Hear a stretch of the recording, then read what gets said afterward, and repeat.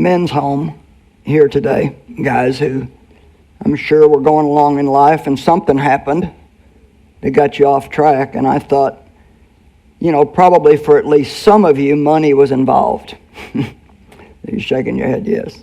And it's amazing how good money can be and how much good it can do if it's managed right, but how much damage it does to people's lives if they don't have the right attitude toward it. And so I'm going to start by reading you a little story. I paraphrased it from a book from Robert Katz, and it was entitled, "If Money Could Talk, What Would It Say?" I'm depressed and sad because I'm tired of people abusing me, using me for wrong purposes, fighting over me, stealing me, lying, cheating, and committing crimes to get me. I get blamed, as some say, for most divorces. I'm tired of fighting with greed all the time. I'm hoarded, I'm stolen, and I'm wasted most of the time. People think I'm their security, but I'm not. They act like I'm God, and I'm certainly not. I just wish people knew how much good they could do with me if they treated me right, and how blessed their lives could be. There are 2,000 Bible verses that talk about money. 2,000. Jesus talked more about money than he did heaven and hell put together. It's pretty amazing. It is really a very major part of our lives, and you have to know how to have a proper attitude toward it. 1 Timothy 6, 7 through 10. Something we really should just take a little time to sit and think about. For we brought nothing into the world, and we can take nothing out. But if we have food and clothing, we shall be content with that. Now, do you know how well that message goes over in the society we live in today? It's very difficult to get people who live in a Western culture to be content unless they have everything that seems to be out there. And I've been in a lot of third world countries, and they have very little. And to be honest, sometimes even in the midst of their great lack, they are happier and have a better attitude than some people who seem to have everything. So I really think sometimes the more we have, the unhappier we become. And it seems like the more things you have, the more things you want. Now, I believe God wants to bless us, and I believe that money's fine. Money's not evil. It's the love of money that's evil. But we need to be more focused on what we can do for other people with our money than hoarding it all and keeping it for ourselves. Which is also difficult because selfishness is ingrained in human nature without God. Those who want to get rich fall into temptation and a trap and into many foolish and harmful desires that plunge people into ruin and destruction. For the love of money is a root of all kinds of evil. Some people eager for money have wandered away from the faith and pierced themselves with many griefs. I remember one time the Lord told me there's 2 tests you have to pass concerning money. How you behave when you don't have enough, and how you behave when you have a lot. And I thought that was interesting because sometimes the more you have, the more it draws you away from God, because we can become self-reliant. We don't have needs, and so it's easy to start depending on the money to take care of us rather than God. And no matter what we have, no matter how much we have, no matter how much money somebody has invested, it could literally disappear overnight, the way the world is. And so, the love of money is evil, but not money. Money actually can be a great blessing if you learn how to use it to make other people happy. And the Bible says in Acts that it is more blessed to give than to receive. And yet it's so hard for us to get into that area of living to give rather than living to get. And the thing is if you can see the spiritual side of it, you cannot outgive God. And so the more you give, the more He's going to do for you. And the more you give, the more you do for other people, the happier you're going to be. The reason why it's more blessed to give than to receive is because if you get something, you only get the thing, which is good. I'm not against stuff. But when you give, you get joy. How many of you believe that joy is really much better than things and money? Because no matter what you have, if you have no peace and you have no joy, then what's it worth? It's worth absolutely nothing. So, James Dobson had a great revelation one time while he was playing the game Monopoly.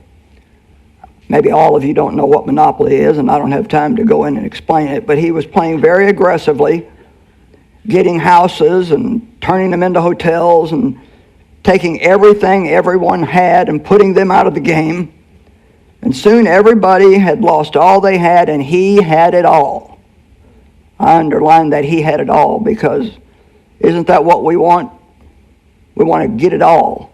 And that game is a good example of just, I don't care who I take it away from, and I don't care what happens to you, I want you to have nothing left, and I want to have it all. Well, it's just a game, but sometimes we can let that kind of an attitude also get into our lives.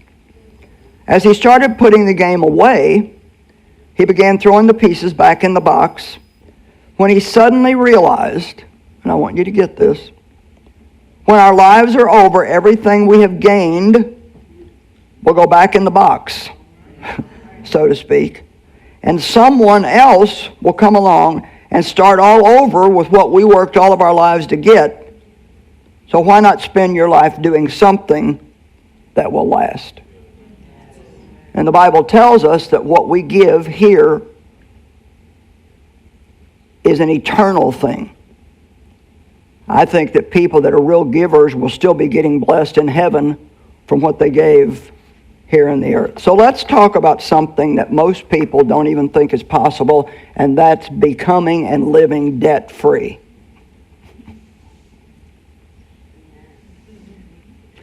You can never do it if you don't believe it's possible. And so all things are possible with God. You can live debt-free. Debt is very oppressive. It's a very heavy burden. Gives people nervous breakdowns, stress of all kinds. It never occurs to these people that they could live debt-free if they handle their money wisely. Mark 19:26, Jesus looked at them and said, with man, this is impossible, but with God, all things are possible. That is like my scripture for the year. I want to really stir myself up in faith again and just believe there's nothing that God can't do. So everybody say nice and loud, I can live debt-free. I can live debt-free. Boy, doesn't that sound good? A person can never be debt-free if they're addicted to instant gratification. And boy, we have a big problem with that today, don't we? We want it right now. But if you ever want to be debt-free, you have to learn how to be patient and save for what you want, and then pay for it and not have a debt on it. Being debt-free requires saving money for things you need, and I drew a big circle around you need.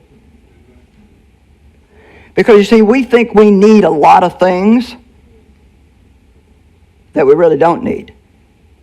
Or we can even think that we need something that we've already got 50 of at home. How many of you ladies can see a pair of earrings and think, oh, I need those? I used to buy earrings because they were pretty, and then I didn't have anything to wear them with. And a girl that I buy a lot of my clothes from, she'll have some pretty jewelry in her shop, and I'll say, "Oh boy, those are pretty. I want those." And she'll say, "Now wait a minute, Joyce. What are you going to do with them?" And I wonder how many things you have in your home, in closets and drawers, that you've paid for and have never used one time, and couldn't even find if you needed it. You have to stop spending everything you have and then borrowing more to get all these things that you want but really don't need. Now, credit cards are great if you can manage them, but to be honest, the only way that you should use credit cards, and it may take you a while to get to this point, is to not put anything on them that you cannot pay off at the end of the month. Use them for convenience only. Because what most people do is they run up this big credit card debt, and then they make the minimum payment. You know, people, you have to be an investor in life and not a gambler. You can't just do the wrong thing and gamble that you're going to get a right result, because you won't. I just wrote a book on Proverbs, and boy, I tell you, when you study Proverbs, I mean, you just come out with one conclusion. The wise man is going to prosper, and the fool is going to have nothing but a mess in their life, in every single area of their life. And to me, this is my own definition, but I say that wisdom is doing now what you'll be happy with later on. And foolishness is having this need for instant gratification and doing things that really just are not wisdom. So you cannot be addicted to instant gratification. When we borrow money, we are spending tomorrow's prosperity today. So think about that. And then when tomorrow comes, we have to borrow to pay what we owe. And so it just keeps an unhealthy cycle going in our lives, because we're always have already spent what we're working for. So then when it comes time to pay the bills that you have to pay and buy the things you have to have, then you have no choice but to borrow more money, because you've got to use the money you have now to pay for what you bought way back there somewhere. And once again, so much of this is due to instant gratification and not really thinking about, do I need this?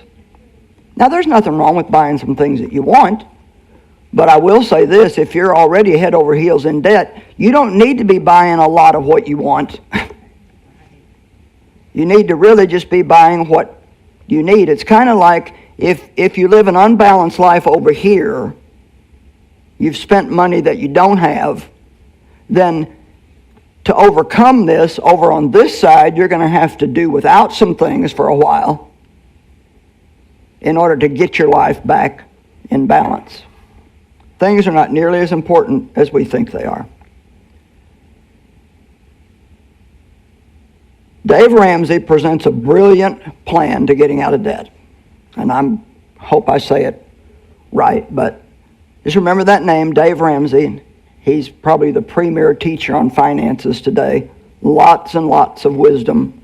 He's got a TV show, I think a radio show, and plenty of books. And he says that what you do is if you're in debt, you pay off the smallest debt first, because then you feel good that you paid off a debt. But then let's just say the payment on that debt was $50 a month. But then you don't say, oh boy, I've got $50 a month more now to spend. What you do is you take that $50 and you add it to the payment on the next smallest debt. So say you have another debt that the payment's $45. Well, now instead of paying $45, you pay $95 a month on that. Then when those two are paid off, you take the money from those two and you add it to the next one. And it may take 2 years. It may take 5 years. But let me ask you something. Is doing that for 2, 3, 4, 5 years better than being in bondage all of your life and continuing to keep the same ridiculous cycle going all the time? Everybody say, I can live debt-free. I can live debt-free. Now, let's just throw the word suffer out for a minute. Not a word we like. But if you're going to get out of debt and be debt-free, you will have to let your flesh suffer because it wants what it wants. And it pouts and feels sorry for itself when it doesn't get it. But we are to walk according to the Spirit, not according to the flesh. To get out of debt, you're going to have to be patient, persistent, and learn the difference between what you need and what you want. Before buying anything, ask yourself if you can afford it without going in debt to get it, and if what you're going to spend on it is truly worth it to you. I heard my daughter say something that she liked something that I have, and so I thought about it and I told her, I'd like to buy you one. And she said, oh man, that'd be great. And she called me the next day and she said, you know what, I've decided not to let you buy me that. And I said, well, why not? I mean, who wouldn't want a free gift? And she said, you know what, I thought it over, and she said, yeah, I would like it, but she said, it's not worth it to me, the amount of money that it costs. And she said, I want to use your money the same way I would use mine. Now that's a smart kid. And so I want to say something, and I want you to remember this. You can't just expect money, you have to respect money. And I think that's worth writing down and keeping. You can't just expect money, you have to respect money. And respecting money means that you don't just use it frivolously. You know, if you're going to spend $20, I don't think you have to have a prayer meeting about it and wait 4 days. I mean, unless you don't have the $20, then you do. But if you're going to buy anything that's any sizable amount of money, I strongly suggest that you sleep on it for a night. Because when you're looking at something in the shiny case or the showroom floor, can I tell you something, ladies? It won't look as good on you as it did on the model. And it doesn't shine as much when you get it home as it did in the jewelry store. I bought a piece of jewelry one time at a jewelry store, and I just thought it was beautiful. When I got it home, I thought, this is not as pretty as I thought it was. And I couldn't figure that out. And then somebody said, well, don't you realize that they've got those lights set just right behind glass? Makes it look a lot different there than it's going to look when you get it home. And so I took it back and got my money back. You know, that new car on the showroom floor, and don't think they don't place the lights just right too. Oh my gosh, it looks so good, and it's clean. There's not a tiny little bit of dirt on it, and you think you just have to have it. But what's it going to look like in a year when you have it full of fast food wrappers and haven't washed it in a long time? And now you're stuck with what now if you buy a car, 7 years of payments sometime? If you're going to buy something on credit, you need to ask yourself, do I want to be paying for this for 7 years? Or would I rather wait? Money has a great temptation attached to it. And greed, I think, can get all of us unless we fight it. And the only way that I know how to fight greed is with generosity. I think if you're a generous person, then greed cannot get you. So don't just expect money, but respect money. Luke 14, 28 and 29. Suppose one of you wants to build a tower. Won't you first sit down and estimate the cost to see if you have enough money to complete it? But if you lay the foundation and are not able to finish it, everyone who sees it will ridicule you. I remember a subdivision that we drove by occasionally when we were in this certain area on our way back and forth to the airport. And it had a great entrance, and there was partial of 2 houses built in there, and it just, nothing. It never,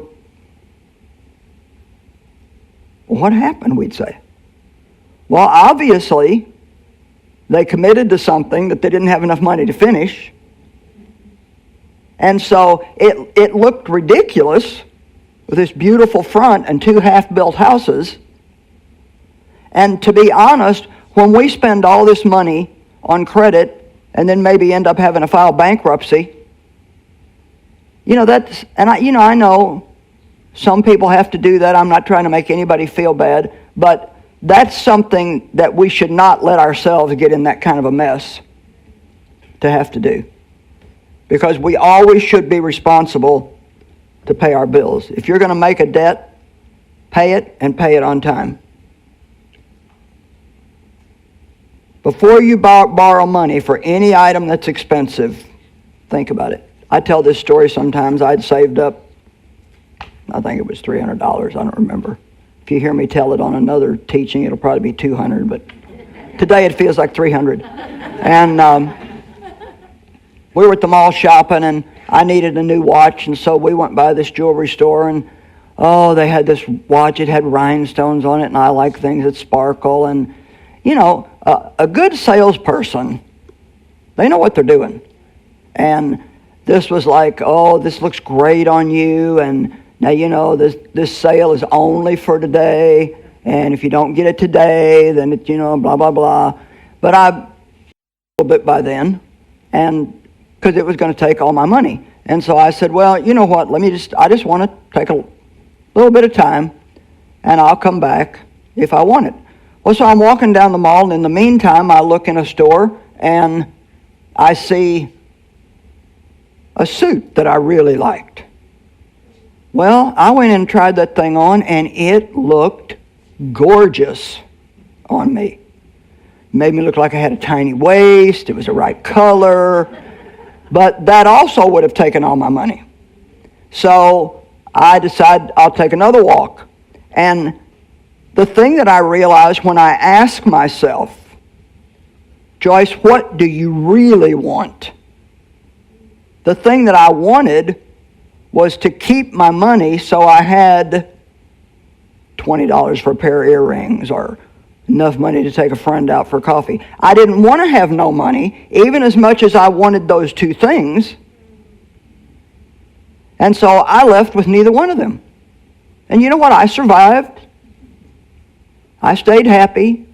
So we really need to start thinking about what we're doing and not just doing it. Nothing looks as good when you bring it home as it did in the store. Now, my husband has a very simple equation that he has lived by. And what Dave says is, out of everything you have, give some, spend some, save some. Give some.